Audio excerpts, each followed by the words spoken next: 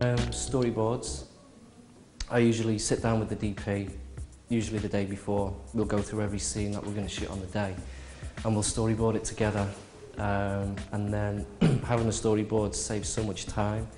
Everybody on the set knows what we're going to shoot. We don't necessarily have to stick to the storyboards. We can change them on the day, but having them there in advance, it just makes everything flow much quicker. We'll sit down and we'll talk about the scene. Could be two characters in the frame. For example, the last shoot we did, we were going to do a fireplace and we didn't have a real fire. It was all green screen, so you had something that creates a flickering light, kind of a something box, can't remember what it's called now. And we talked about the way, should we show the character's profile or a full close-up, and we decided on the profile with the other character in the background, and then we do a focus pull when the second character reveals his line, that kind of thing. I saw.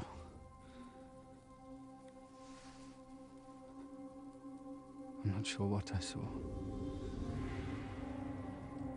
An apparition of some sort.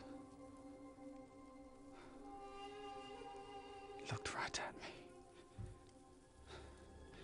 It had red eyes, like fire. It spat blue flames. And it jumped.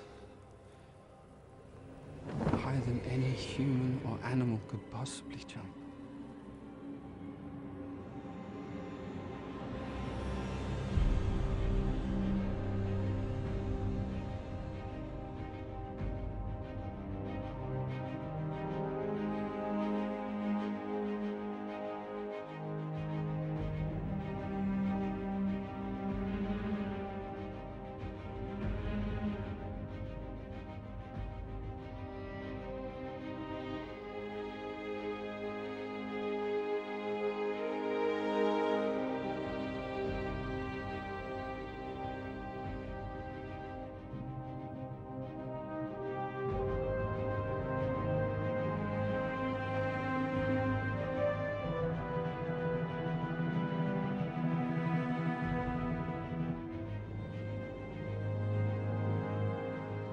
This apparition, you claim to have seen, Daniel.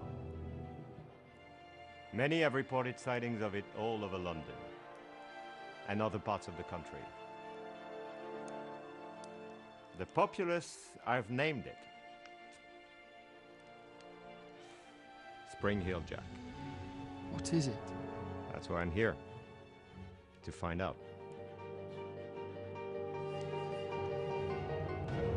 Other people will come looking for you. Dangerous people. These lunatics are dangerous and they're influencing the way you're thinking. Let me help you. He's no good to us dead. They will use you to try to get to him. It seems that you're the key to all of this, Daniel. Currently shot a trailer for, it's a concept trailer for a feature film about a character called Spring Hill Jack. Depending on how you want to look at it, he's an urban myth or an urban legend from the Victorian era. He was seen in the 1800s, mostly in London, but other parts of the country, including Liverpool. He was witnessed by women who claimed, there's different stories, but they all claimed that he had a kind of a demonic appearance. He had red eyes like balls of fire. He could spit blue flames, and he could jump really high. So he got the name Spring Hill Jack. This was reported to the police. Investigations were carried out, and it was in all the news. It was in all the media. It was obviously a prank somebody played. Somebody overreacted. It just made up this, at that time, a modern day myth, kind of a story to, you know, frighten the children, that kind of thing.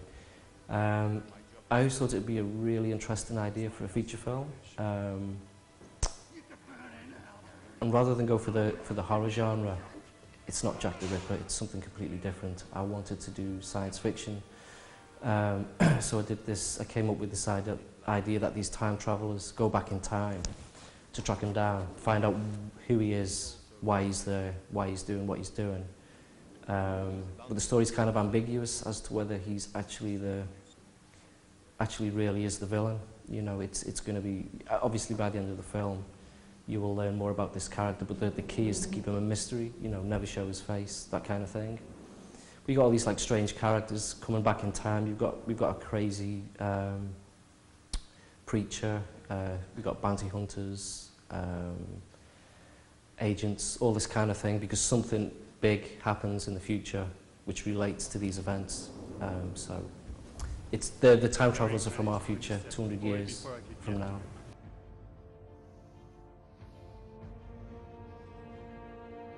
Eliminate him.